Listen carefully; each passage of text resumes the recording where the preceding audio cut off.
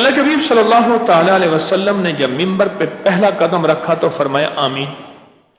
پھر دوسرے ممبر کے قدم پہ آپ نے فرمایا آمین. پھر ممبر کے تیسرے قدم رکھا تو فرمایا آمین. صحابہ نے عرض کیا یا رسول اللہ صلی اللہ تعالی وسلم یہ کیا بات تھی، کیا ایسی چیز تھی؟ فرمایا جبریل میرے سامنے کھڑے تھے اور آپ جبریل بد دعا دے رہے تھے برباد ہو جائے، کاکھ نہ رہے، اور اس شخص کا اس کا کچھ بھی نہ رہے، یعنی دین و دنیا سب کچھ ختم ہو جائے جس کے سامنے میرا نام آیا اور درود نہ پڑھے.